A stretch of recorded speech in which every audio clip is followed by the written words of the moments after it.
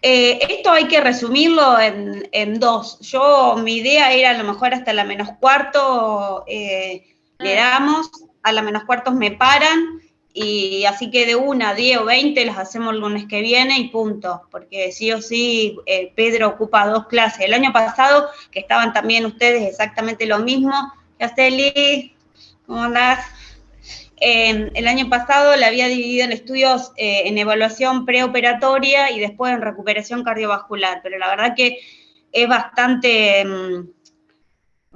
pesado al Pepe. La evaluación preoperatoria solamente les voy a poner al principio los estudios que se deberían pedir según la guía, qué clase y qué incidencia son, y arrancamos con evaluación preoperatoria. ¿Les parece?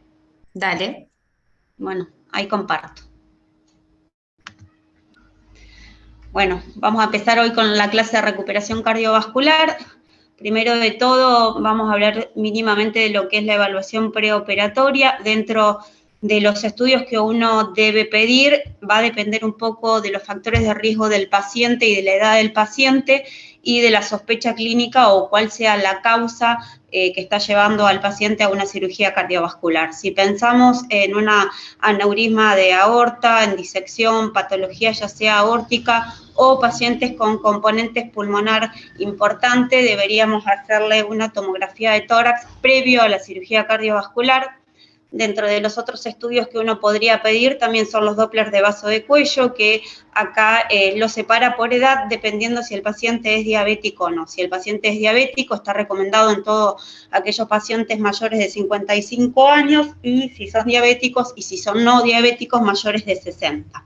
También habla de la tomografía de tórax con indicación 1B para ver masas intracardíacas y patologías pericárdicas, la realización de un ortograma cuando no tengamos disponibilidad de la tomografía, el ecocardiograma transesofágico, que se lo vamos a pedir en aquellos pacientes a los cuales los sometamos intraoperatorio a una aplastía valvular, a una cirugía cardiovascular de emergencia u urgencia con cardiopatía isquémica, para evaluarlo intraquirófano. También solicitaríamos urocultivo, a diferencia de lo que nosotros hacemos, que habitualmente lo que se le pide al paciente que va a cirugía cardiovascular es una orina completa. Acá refiere de pedir urocultivo en aquellos pacientes con antecedentes de infecciones urinarias o en pacientes que serían sometidos a procedimientos valvulares. También, bueno, exámenes de laboratorio, exámenes odontológicos, sobre todo en aquellos pacientes a los cuales vamos a hacer reemplazo valvular, análisis de laboratorio con tiempos, con ionogramas, un laboratorio general, y serología, que es algo que habitualmente no se hace en nuestro servicio, para HIV, hepatitis B, hepatitis C, Chaga y VDRL en todos los pacientes. Estas son todas indicaciones 1C.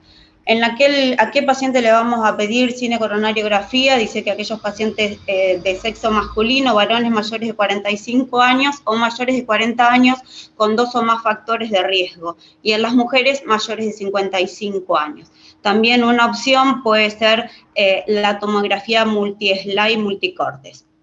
El catéter de Swan-Ganz no está indicado colocárselo a todos los pacientes, pero sí en los pacientes valvulares uno debería tener en cuenta, más allá de lo que dice acá, evidencia 2AB, después lo vamos a ver cuando hablamos directamente de recuperación cardiovascular, que en aquellos pacientes valvulares podrían salir directamente desde el quirófano con un catéter Swan-Ganz colocado, o si presentan alguna complicación en el postoperatorio inmediato, dentro de las primeras 6 horas colocarle un catéter de Swan para poder medir y ver cómo manejar la inestabilidad hemodinámica del paciente. Bueno, examen funcional respiratorio, que se lo pedirían a aquellos pacientes que tienen patología respiratoria, la evaluación nutricional preoperatorio, y esos serían más o menos que es los estudios que nosotros realizamos normalmente a los pacientes que van a cirugía cardiovascular. Después habla de las estrategias de prevención para evitar algunas complicaciones en los pacientes que van a cirugía cardiovascular. Entre ello habla del abandono del hábito de fumar, que es clase 1A, en aquellos pacientes que nosotros tengamos la probabilidad de suspender el hábito tabáquico 3 semanas previa a la cirugía. Si el paciente por X causa, porque cayó internado y se tuvo que, obviamente que internado no va a fumar, pero no se recomienda, si no tenemos las 3 semanas mínimas de abandono tabáquico, hacerle al paciente dejar de fumar previo a la cirugía cardiovascular. Los baños prequirúrgicos, que generalmente se hacen con clorexidina, que se pueden hacer entre 3 a 5 días previos, una vez por día, entre 3 a 5 días previos a la cirugía cardiovascular, la profilaxis antibiótica que se ajusta a cada institución, y en aquellos pacientes que tengan disfunción ventricular grave, shock cardiogénico, complicaciones mecánicas importantes posterior a un infarto, como puede ser una comunicación interventricular, una insuficiencia mitral, evaluar la colocación del balón de contrapulsación previo a la cirugía, y en este caso, en estos pacientes se recomienda la realización de un Doppler de miembros inferiores para evaluar el acceso previo a colocar el balón de contrapulsación. Después, bueno, con los que fuimos a la charla ahí en el restaurante que había dicho la hematóloga del HPR, el tema de tratamiento con amiodarona, desde 6 días antes de la cirugía y continuando hasta 6 días posteriores como profilaxis de fibrilación auricular, es clase 2A, nivel de evidencia A. La mupirocina nasal, que se puede hacer 2 veces por día, entre 3 a 5 días antes de la cirugía, y suspender la aspirina en pacientes que están inestables, si no, como todos sabemos, se puede hacer hoy cirugía cardiovascular sin suspensión de aspirina previa. Bueno, dentro de lo que es la recuperación cardiovascular tenemos la primera fase, que es la fase de estabilización. Esa fase es la que comienza desde la salida de la circulación extracorpórea hasta las primeras horas de la recuperación en cuidados intensivos del paciente, donde tenemos distintas manifestaciones que se pueden presentar y van a estar relacionadas con fenómenos de isquemia y de reperfusión, fenómenos de hipotermia, inicio de la respuesta inflamatoria post salida de bomba. Las complicaciones más probables son la disfunción ventricular, que generalmente es transitoria, mayor frecuencia la disfunción ventricular izquierda y en segunda frecuencia la biventricular. Fuga capilar, problemas de recalentamiento en aquellos pacientes en los cuales necesitaron una hipotermia extrema en la cirugía y sangrados mediastinales. Cuando sacamos al paciente del quirófano, debemos sacarlo conectado a un monitor de traslado donde nos permita, así sea corta la distancia que tenemos entre el quirófano y la sala de cuidados intensivos, monitorizado con electro, presión, saturación, temperatura y las bombas de infusión en la cual uno va a poder infundir las drogas con las que sale del quirófano. Inmediatamente cuando llega el paciente a la sala de recuperación, deberíamos tener en los primeros minutos un electrocardiograma donde vamos a evaluar el ritmo, si está en ritmo sinusal, en ritmo de marcapaso, aquellos pacientes que hayan requerido la salida de bomba con marcapaso epicárdico, y la frecuencia promedio que debería rondar sería entre 80 y 100 latidos por minuto. Vamos a solicitar una radiografía de tórax, donde vamos a evaluar los tubos de drenaje, los catéteres, si el paciente presenta neumotórax, líquido pleural y atelestasias. Vamos a evaluar también todo lo que son la hemodinamia del paciente, tanto las presiones, la PAM, la presión en la aurícula, bueno, si tiene puesto un catéter de Swan-Ganz vamos a medir índice cardíaco, resistencias vasculares, y vamos a controlar también los parámetros del respirador del paciente.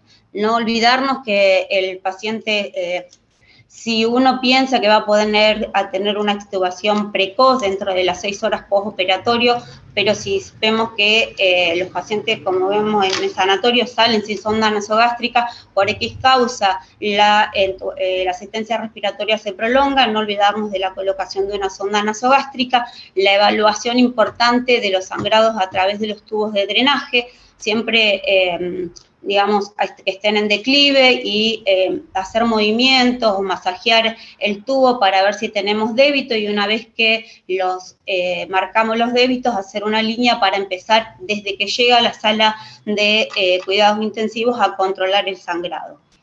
Yo lo que más adelante, cuando le hable del sangrado, lo que les dejé puesto es lo que dice el consenso de la Sociedad Española de Cardiología de Recuperación Cardiovascular, porque a pesar que uno piensa que debería ser bastante estándar, cambia bastante el volumen de mililitros de sangrado para ver que sea leve, mediano o grave, de acuerdo de donde uno vea la bibliografía, y hay equipos como los de grandes equipos de cirugía de Buenos Aires, el ICBA, Favaloro y todo, que tienen su propio cuadro interno con los valores del sangrado mediastinal para activar de acuerdo a que, ya sea al grupo de cirugía, para que tenga que reevaluar al paciente si tienen que entrar a quirófano, si tienen que pasar hemoderivados o factores de la coagulación o cómo tratar ese sangrado. Después, bueno, la profilaxis de las arritmias, que la vamos a hacer con amiodarona o betabloqueante. Generalmente, si el paciente se lo puede extubar precozmente, a las 6 horas post cirugía cardiovascular podrían comenzar con betabloqueantes vía oral, ya que la fibrilación auricular es una de las arritmias con mayor frecuencia que se presentan en el postoperatorio inmediato. Control del dolor, que va a ser un poco de acuerdo al protocolo de cada institución. Bueno, los cuidados en las primeras horas postoperatorias son fundamentales para definir la evolución del paciente. Algo que no nos debemos olvidar y que es importante, y en la terapia intensiva de nuestro sanatorio se hace, es siempre que el paciente salga de una cirugía cardiovascular, realizar una medición de ácido láctico, ya que de esto va a determinar un poco, es un marcador de hipoxia tisular y se puede utilizar como marcador pronóstico para el paciente. Nos indica una tendencia favorable o desfavorable con la necesidad de soporte o prolongar la estadía del paciente en la UCO, y los controles de ácido láctico los deberíamos realizar cada 6 horas. Si el primer valor que uno obtiene inmediatamente post cirugía está triplicado o 4 veces del valor normal.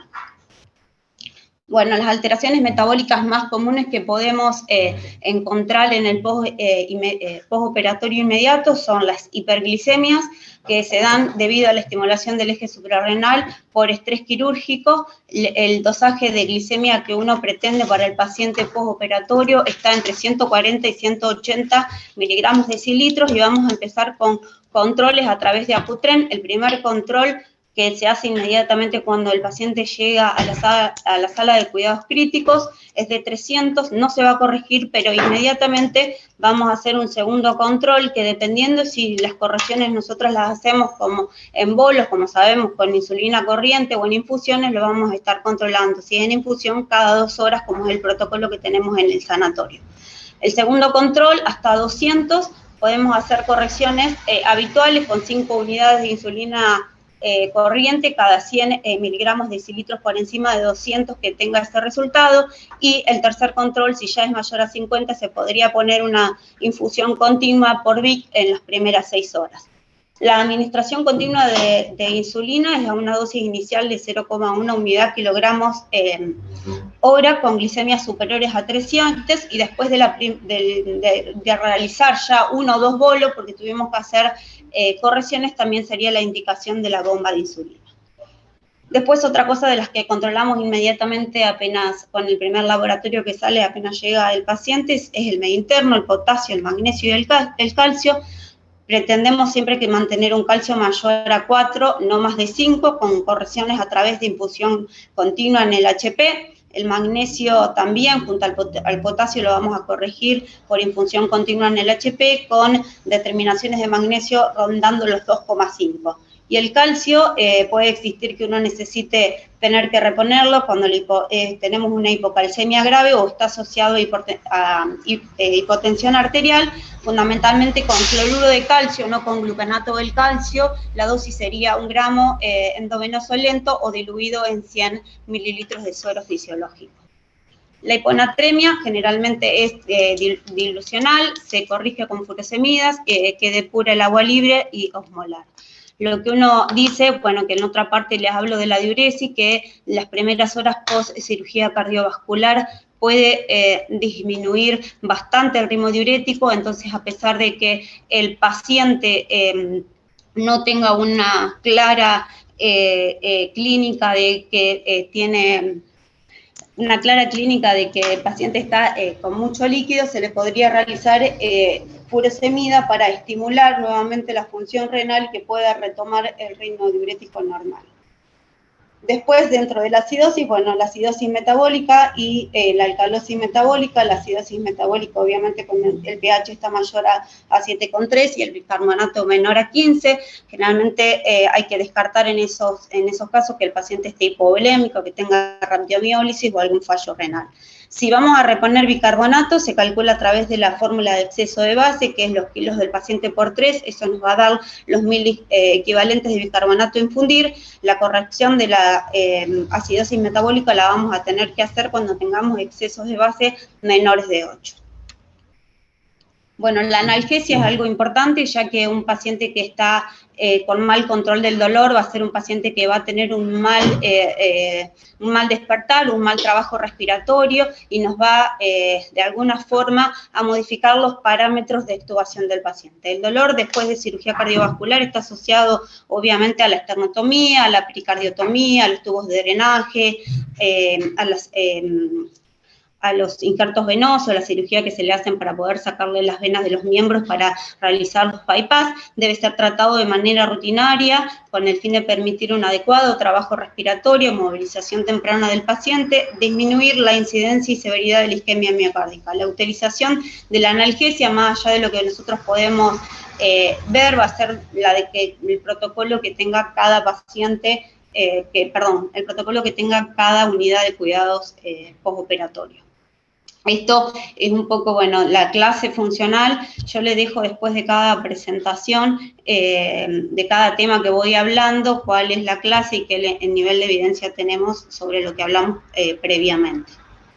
La asistencia respiratoria mecánica, bueno, ahora la mayoría de los pacientes pueden ser extubados dentro de las primeras 6 horas postoperatorio. La extubación rápida ha demostrado ser segura y que disminuye la morbimortalidad cardiorrespiratoria de los pacientes y las complicaciones también infectológicas. Son requisitos, como ustedes saben, para poder lograr la extubación: estabilidad hemodinámica y de perfusión del paciente, parámetros respiratorios, gas adecuado con una FIO del 50%, una PAFI mayor de 200, ventilación espontánea del paciente, con una presión de acidosis. Siempre tener al paciente a 50 grados, ausencia de sangrado y ausencia de anomalías neurológicas. Se sugiere no suspender o disminuir los medicamentos inotrópicos antes de extubar el paciente, ya que el trabajo respiratorio puede disminuir hasta un 20% del gasto cardíaco del paciente. Voy a tomar un poquito de agua porque se me secó la boca. Bueno, una de las complicaciones dentro de lo que es la parte respiratoria es el síndrome de estrés respiratorio del adulto, que se tiene que tener en cuenta que se va a presentar en aquellos, en ausencia de enfermedades o complicaciones respiratorias en el preoperatorio. Generalmente tenemos a un paciente en edema agudo de pulmón, ya sea por RX o por TAC, con ausencia de disfunción del ventrículo izquierdo clínica, y en aquellos pacientes que tienen una presión de oxígeno y una FIO menor a 100, con una PIT mayor a 5 va a ser, se lo considera severo, y aquellos pacientes que están entre 101 y 200 con PIT mayor a 5 moderado, y los valores deben mantenerse bajo luego del segundo día postoperatorios o aparecer. Ay, chica, o aparecer después, sí, o la complicación puede aparecer después de ese momento. Acá, perdón, pero me quedó cortado una de las partes. Bueno, y generalmente puede ser una de las causas de que el paciente requiera prolongar la asistencia respiratoria más de 24 horas. Acá, no sé si ustedes prefieren que yo les lea lo que va diciendo cada cuadrito de recomendaciones, o prefieren después, cuando se les pasa la clase, leerlo. Después lo leemos, Vani, no te preocupes. Bueno, listo. Porque me parece que es como leer algo que ustedes pueden leer. Yo medianamente resalto en algunas de las partes que voy diciendo lo más importante, pero bueno, nada.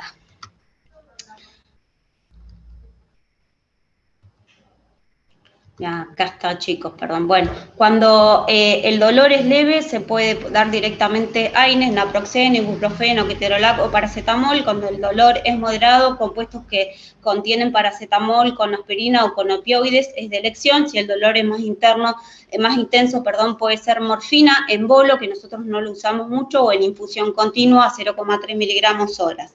En pacientes ventilados se puede usar la morfina en bolo, en infusión continua, o también el fentanilo. Nosotros, bueno, hoy estamos un poco más con otras drogas, pero esto es lo que habla el consenso de la Sociedad Española de Cardiología de cómo manejar el dolor de acuerdo a uno cómo lo clasifica, si en leve, moderado, intenso o pacientes ventilados. El sangrado, esto era lo que el manejo del sangrado en la cirugía cardiovascular, ustedes van a ver, sobre todo si se ponen por ahí a estudiar para exámenes y todo, como las chicas, que de acuerdo a donde ustedes lo lean, puede variar los valores que yo le pongo, los que saqué hoy en la clase son los que están en lo de la Sociedad Española de Cardiología. El primer paso es distinguir si el origen del sangrado es local o sistémico y si es un sangrado químico o hemostásico. Un débito mayor de 500 mililitros en la primera hora, o mayor de 400 en la segunda hora, o mayor de 300 en la tercera hora, o mayor a 200 en la cuarta hora, o mayor a 100 mililitros en la quinta hora. El sangrado que no cede pese al tratamiento transfusional y no transfusional, o el sangrado masivo súbito, o la sangre roja rutilante por el tubo del drenaje, debe ser tenido en cuenta que se debe descartar el sangrado quirúrgico, pues en tal caso no hay ningún producto, así lo transfundamos, le pongamos factores, le pasemos crioprecipitado, plaquetas, lo que sea, que va a detener el flujo activo del sangrado por las líneas de sutura o arterias sangrantes, sino que la causa, si es quirúrgico, sí o sí, obviamente, es activar al servicio de cirugía cardiovascular para que vuelvan a entrar al paciente y reevaluar cuál es la causa del sangrado.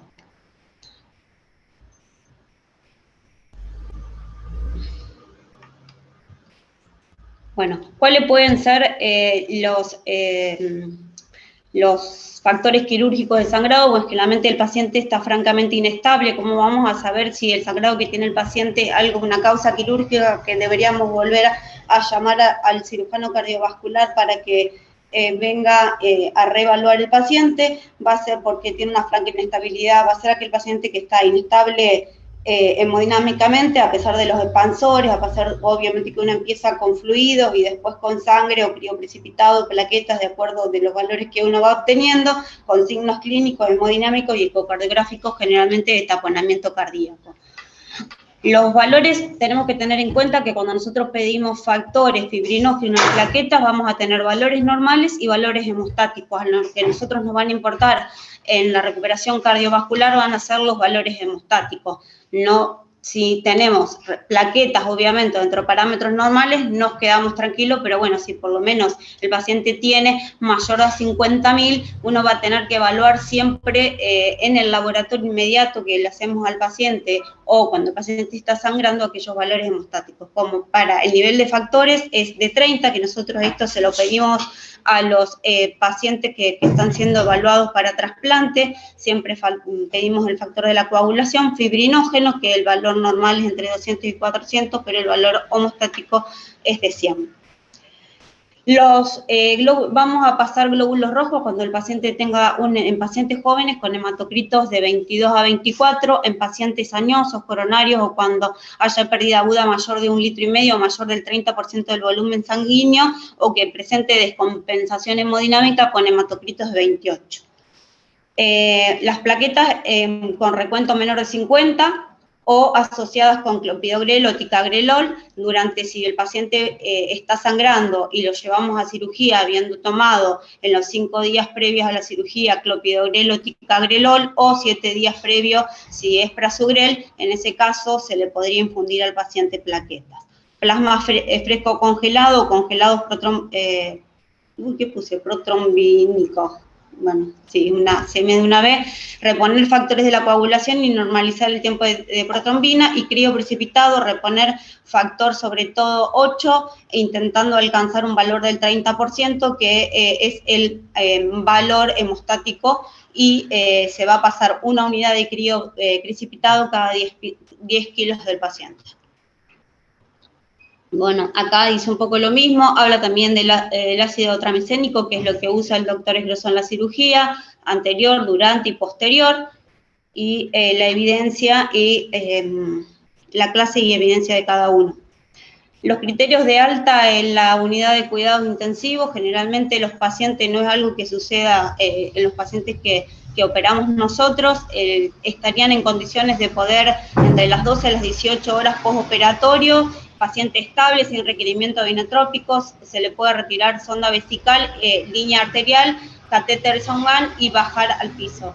En algunos lugares los pacientes, a pesar de permanecer, porque hay discusión bastante con el tiempo perfecto de retirar de los drenajes, en un paciente que tuvo un postoperatorio perfecto, que no sangró sin ninguna complicación, se podrían retirar entre las 18 o 24 horas postoperatorio, y si ustedes ven, el paciente a las 12 horas postoperatorio también podría ser evaluado para pasar a una sala general, que más una sala general son salas intermedias, que en esas salas intermedias sí pueden pasar con los drenajes todavía. La vía central, bueno, algo bastante tonto, se retira a último término, incluso puede pasar a la sala general con la misma y retirarse al tercer día de postoperatorio, es lo que recomiendo. Estas son las recomendaciones. Bueno, podemos, dentro de las complicaciones que puede tener el paciente entre las primeras horas y el primer día postoperatorio, el síndrome de respuesta inflamatoria sistémica, que se presenta en aquellos pacientes con temperatura mayor a 38 o menor a 36, es un poco más frecuente en aquellos pacientes que tienen una circulación extracorpórea prolongada o que por X causa el cirujano decidió hacer una cirugía con hipotermia extrema. Generalmente presentan una frecuencia cardíaca mayor a 90 latidos por minuto, frecuencia respiratoria mayor a 20 con hipocapnia, con presión de dióxido menor de 32, cambios en el recuento leucocitario, son pacientes que pueden tener generalmente mayor a 12.000 blancos o menor a 4.000, o más del 10% de fórmulas inmaduras. Con la mayoría de los pacientes con cirugía cardiovascular cumplen estos criterios. Para mejorar la especificidad incluye el uso de drogas vasopresoras, noradrenalina, dosis, en estos casos usaríamos lo que se usa en la terapia, noradrenalina a bases mayores de 0,5 para pensar que el paciente está cursando un CIRS. Estrategias para evitar el desarrollo de este síndrome, bueno, puede derivar en entre el 8 y el 12% de los shocks vasoplégicos, minimizar los tiempos quirúrgicos, utilizar oxigenador de membrana, que parece algo tan simple, pero bueno, no tan lejos a ustedes. Hace 3, 4 años, no sé si algunas de las R4 ya estaban cuando falleció el paciente Prado, en trasplante cardíaco, la bomba extracorpórea que teníamos nosotros en el sanatorio no se cortaba sola y tampoco usaba membranas de oxigenación, y bueno, las cirugías con hipotermia. En este caso el paciente no cortó la bomba, se lo cuento, sincera como soy, no cortó la bomba, entró una burbuja de gas y sacamos un paciente de trasplante cardíaco con un corazón excelentemente funcionando, pero con la cabeza volada, con muerte cerebral. Bueno, el tratamiento es optimizar el volumen con expansorios y o vasodilatadores. Noradrenalina si persiste en shock, luego de haberle infundido al paciente 500 mililitros de cristaloides o 250 de coloides. Agregar vasopresina en pacientes con shock vasopléjico refractario a dosis altas de noradrenalina. También el uso de azul de metileno, que se puede hacer en infusión continua, que nosotros no estamos acostumbrados en la institución a usarlo, pero los primos lo usan bastante. Contrarregular con NTG, dopamina, dobuta o milrinona para mejorar la perfusión esplénica. Tampoco lo vemos en aquellos pacientes que requieren dosis alta de noradrenalina y vasopresina, poner cualquiera de estos vasodilatadores, dopamina, dobuta, milrinona, para mejorar la perfusión esplénica debido a la vasoconstricción de las drogas antes mencionadas. Acá habla de las recomendaciones, bueno, como dice, optimizar las cargas con los vasodilatadores es 1A, aunque nosotros no lo vemos tan frecuentemente. El tratamiento con la noradrenalina en pacientes que persisten con shock luego de 500 mililitros solamente de cristaloide, que no es absolutamente nada, también es 1B. Y bueno, después habla un poco en aquellos pacientes con hipertensión pulmonar o deterioro grave de la función para hacer monitorización hemodinámica, usar el catéter de la arteria pulmonar y nada más. Bueno, las complicaciones respiratorias en el postoperatorio, el 70% de los pacientes presentan algún déficit respiratorio en el postoperatorio, pero menos del 10% de ese 70% requiere una asistencia respiratoria más de 48 horas. Las complicaciones pueden ser derrame pleural, la incidencia es del 70%, a predominio de la pleura izquierda y solo en el 10% son bilaterales. Creo que este porcentaje para nosotros es un poco distinto. La mayoría de los pacientes que salen de cirugía cardiovascular sí predomina el derrame pleural izquierdo, pero la mayoría son bilaterales. Las infecciones que se asocian a una mortalidad cercana al 24% y se considera un factor predisponente para la mediastinitis, que es la complicación infecciosa más importante que puede tener un paciente en el postoperatorio de cirugía cardiovascular.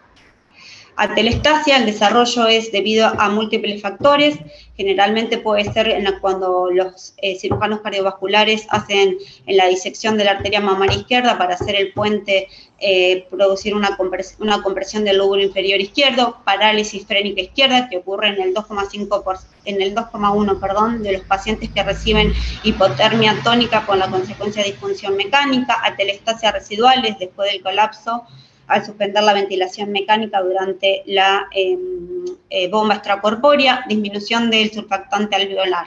La predisposición a atelestasia se incrementa en el postoperatorio por la presencia del dolor, por los tubos de drenaje, y para evitar complicaciones en el postoperatorio se utiliza la presión positiva al final de la expiración, la PIP y la maniobra de reclutamiento para manejar la relación presión-oxígeno-FIO, que es lo que saben más ustedes que yo. Bueno, ahí ahora pasaríamos a hablar dentro de las arritmias cardíacas. La FA es la más frecuente en el postoperatorio, se presenta en un 15-40% de las cirugías de revascularización miocárdica, hasta el 60% en las cirugías combinadas valvulares con cirugía de revascularización miocárdica. Si produce inestabilidad hemodinámica, como todos sabemos, debemos realizar cardioversión eléctrica. Si no hay repercusión hemodinámica notable, debemos controlar la frecuencia o revertir el ritmo mediante tratamiento farmacológico, siendo el fármaco de elección, como todos sabemos, la amiodarona. La digoxina ha demostrado poca eficacia en el contexto de la fibrilación auricular en el postoperatorio de cirugía cardiovascular, y en un alto porcentaje la FA reverte de forma espontánea. Bueno, las recomendaciones: betabloqueante en el preoperatorio, excepto contraindicaciones, 1A, betabloqueantes dentro de las primeras 24 horas del postoperatorio, excepto contraindicaciones, también 1A, y mantener adecuada analgesia y sedación para tener menor predisposición a generarse estas arritmias, también 1A. La profilaxis, que era lo que habíamos visto un poco en estudios preoperatorios, en aquellos pacientes que tengan un alto riesgo de desarrollar arritmias, es clase 2A, nivel de evidencia A. Bueno, después las otras como marcapaso, en aquellos pacientes que requieran marcapaso unicameral auricular en el postoperatorio. Todos los pacientes de cirugía cardiovascular, no tanto en la CRM, pero los valvulares de nosotros salen todos, pero los valvulares son los que deberían salir sí o sí con los cables epicárdicos.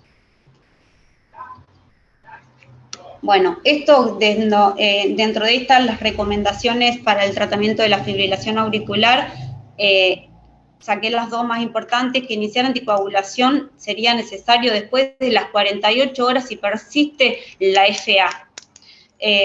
No sería como nosotros, que nos llaman, que el paciente salió de cirugía, hace una fibrilación auricular y enseguida, si no sangró, si no tiene los drenajes y todo, lo primero que hacemos es anticoagularlo. Sería necesario, la guía dice que sería necesario anticoagularlo cuando persiste la FA postoperatoria más de 48 horas. Después de cumplidas las 48 horas de persistencia o recurrencia de la FA, se requieren sí o sí 3 semanas de anticoagulación efectiva previo a la cardioversión eléctrica o farmacológica. Si uno, cumplida las 48 horas, no revierte la la arritmia deberíamos hacer lo que hacemos habitualmente, 3-4 semanas de anticoagulación y después ver de programar.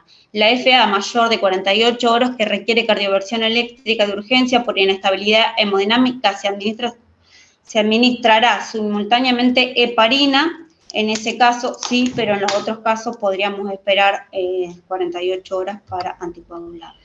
Vani, no anticoagulado porque se estima la reversión espontánea o porque tiene la presencia de los tubos. No, porque se estima la reversión espontánea.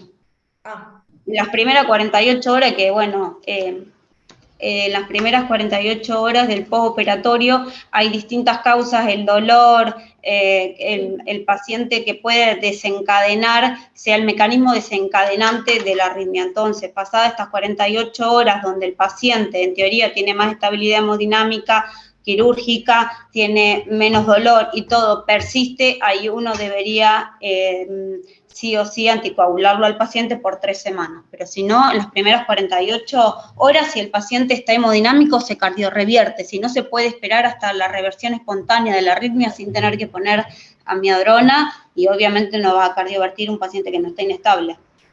Bien. La indicación sería esperarlo. Bueno, taquicardias paroxísticas supraventriculares, vamos a hacer cardioversión eléctrica cuando genere compromiso hemodinámico, como toda arritmia que produce compromiso hemodinámica. Podemos hacer adenosina, hacer un primer bolo de 6 miligramos endovenoso por la vía central, pudiendo repetir una dosis directamente de 12 miligramos 2 minutos después si es que no revirtió. Realizar electrocardiograma con los cables epicárdicos para certificar el diagnóstico, porque a veces también lo que decía, que bueno, perdón que les mezcle, pero cuando uno lee la bibliografía, que a veces usar los cables epicárdicos para que el paciente ponerlo en ritmo de marcapasos, si vos lográs, le haces adenosina, le volvés a hacer adenosina, el paciente no sale, marcapasear el paciente para ver si podemos lograr a través del marcapaso que el paciente cese la arritmia.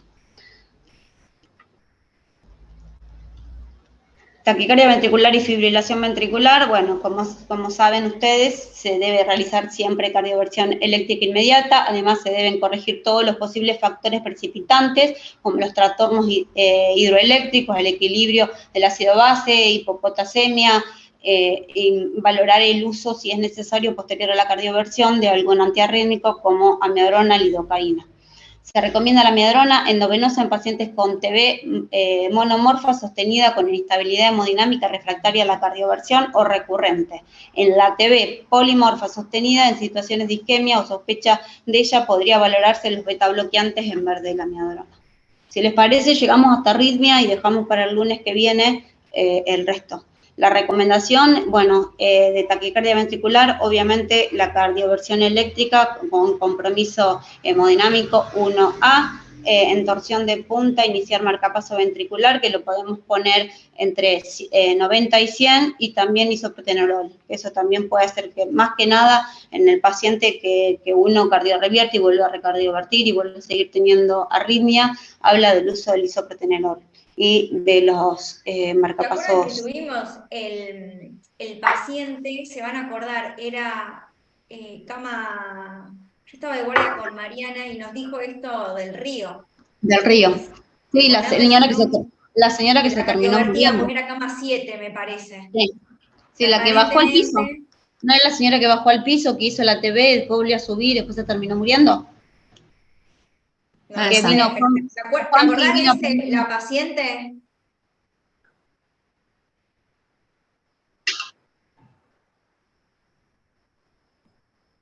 Sí.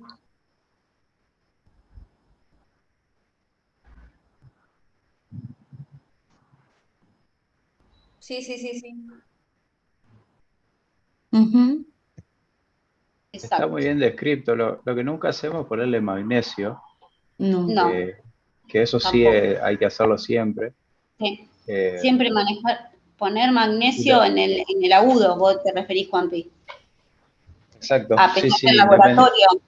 Porque independientemente del valor del laboratorio, tenés que hacer magnesio, sí. Tal cual. Por el tipo de mecanismo que tiene la arritmia. Y lo otro es buscar el ritmo propio, sea por aumento de frecuencia con el isoproterenol o marcapaseo, como dicen. Paseo. Tal cual. Me da mucha vergüenza de hablar de arritmia con el hijo del doctor del Río. Está acá dando No, la y lo otro clase.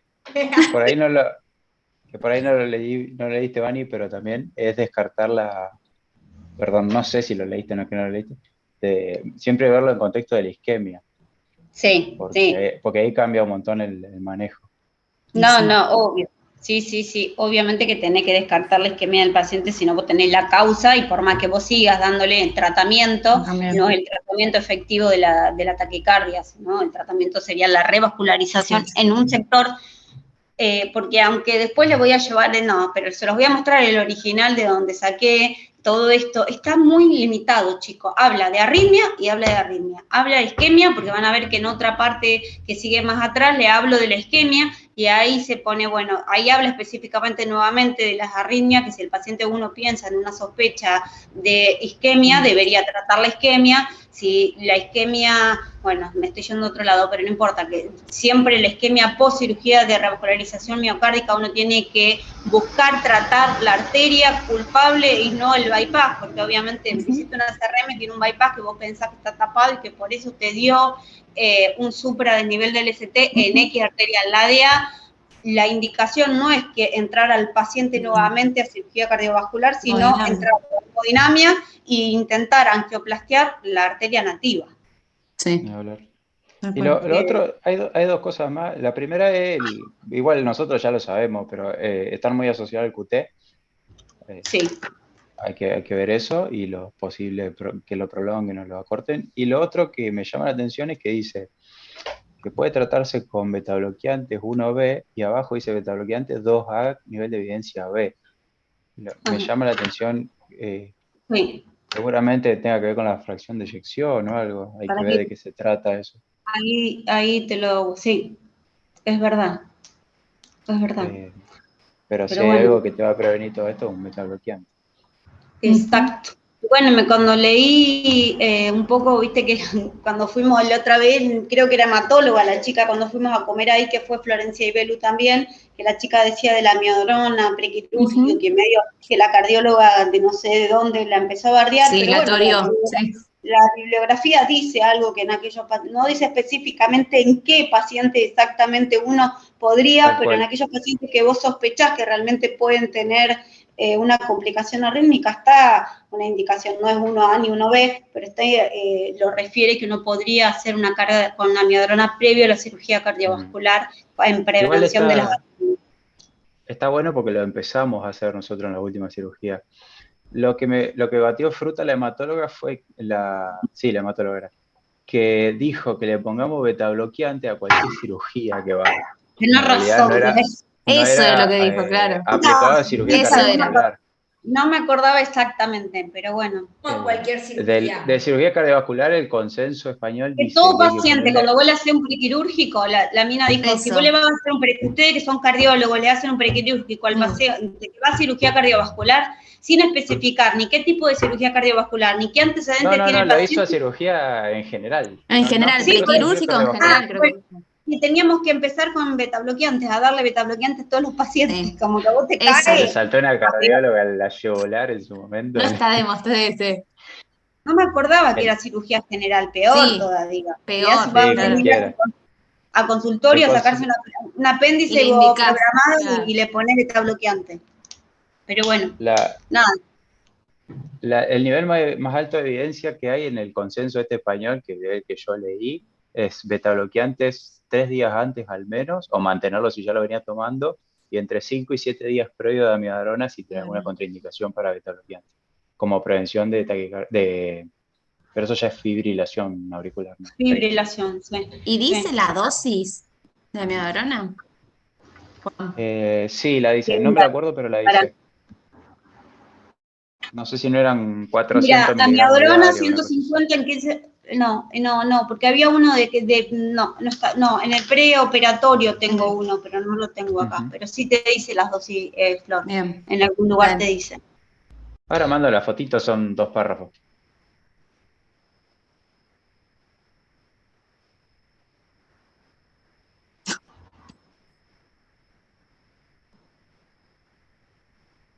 ¿A todo tipo internado?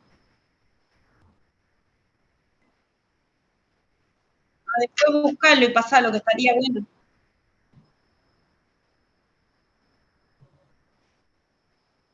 Sí, obvio. Sí. Bueno, si quieren llegamos hasta acá o seguimos. Después está neurológico, porque es más o menos la mitad para darle la mitad el próximo lunes, ¿les parece? Sí.